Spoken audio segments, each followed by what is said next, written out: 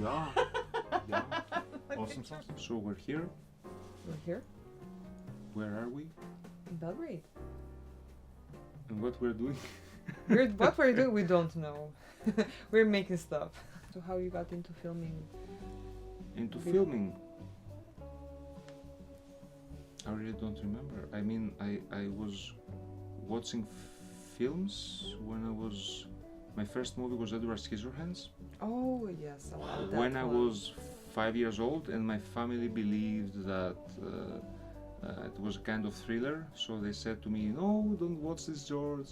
And I was like, "Why? I like this actor," and this was my first time when I fall in love with Johnny Depp. Oh, So I was love like, at yeah, first sight. yeah. Good So sign.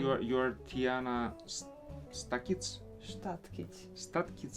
Yes, you're very close. Statkic. It's a very difficult surname to pronounce. It's reminding me of static. Ah, Static. static electricity. Yeah. Copying being the best kind of flattery.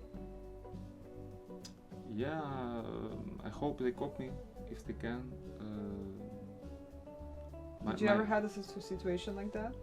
I never have any rights about my films, so if somebody wants to take something, feel free to do it. Okay. And if you can create this crazy atmosphere, I would like to see that. Well, they have to go into your own mind. They have to go. I never get out. But they will be trapped inside. Yeah, that's Yeah, the trick. it's a trap. Well, it's been a great pleasure because it's something that I never been a part of, something similar before. And I've been into circus before. I was a part of a circus troupe, but this was something very different. It's more than just a film. It is like exploring emotions and that thin little line between dreams and aspirations. What was the most dangerous thing that you did in the circus?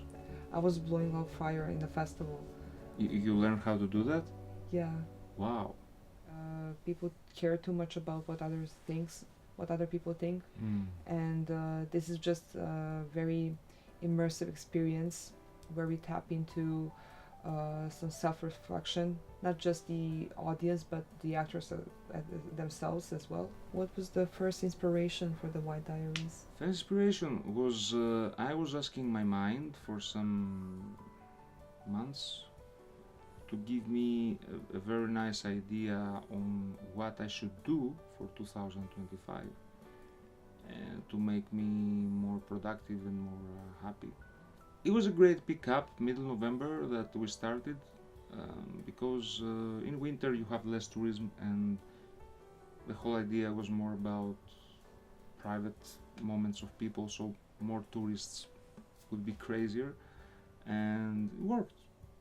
The timing was perfect. Here. It's not about movies more, it is about living the experience, and I'm really trying to put there the spirit of the city and the spirit of the people, and I think Belgrade has been very kind to me. I can see very similarities to Greece and what's happening in Greece as well. It's a very important, I guess, epoch where we're living. I'm gonna sit here. Thing. That's what you're going to ask me about. Anything, my friend. Anything. Okay. This chair. So, Slavisha, do I say correctly? Sha. Perfectly, yes. Slavisha. Slavisha. Yeah. Wow, I'm learning Serbian. I already know hvala. Oh, very Hvala. nice. Okay. And another thing called dobardan. Dobar dan. Dobardan. Yes. Yes, I get Yes. 2 words. And where you are a true artist doing all this voiceover craziness all over the place and many other things, but most of all, you are Optimus Prime, man. My This name is- is Optimus Prime. Yeah.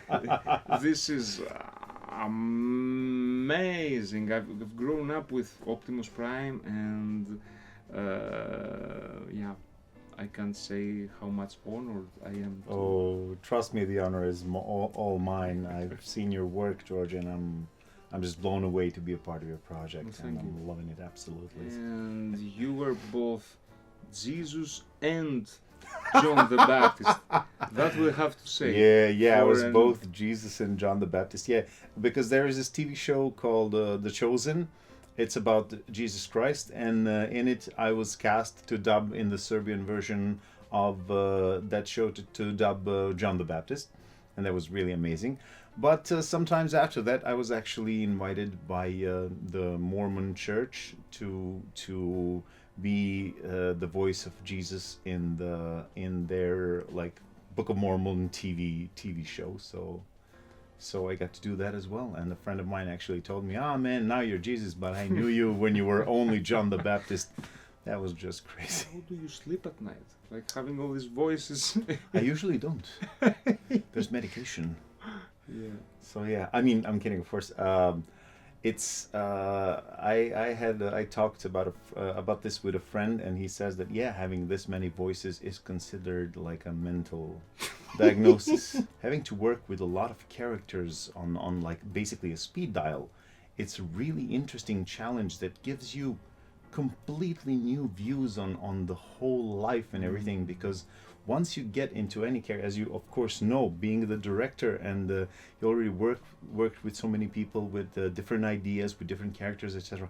Every character has its own like view of the world, and it's the same for voice acting, except there is more like vocal than physical action in voice acting, but still the process is the same. So when you do, like, for example, you do 5 characters in 2 hours, then those characters just bounce around in your mind, and it's really sometimes like, who am I? What's going on?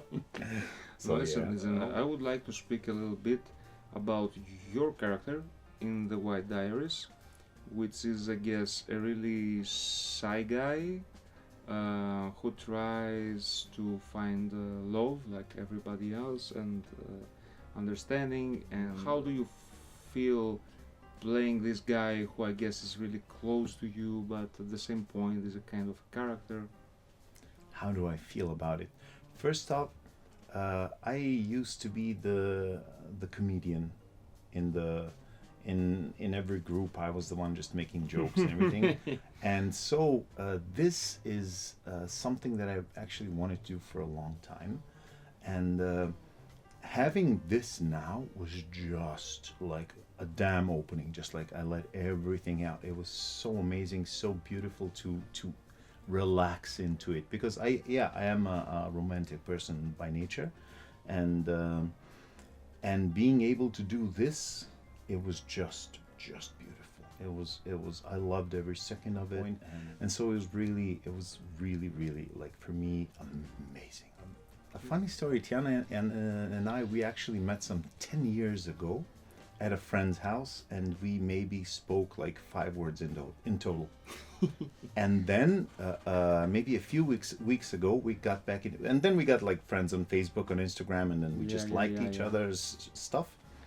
And then we got into talking, and it just kind of escalated into this, well, from my point of view, I hope it's the same from yours. It's a very nice friendship.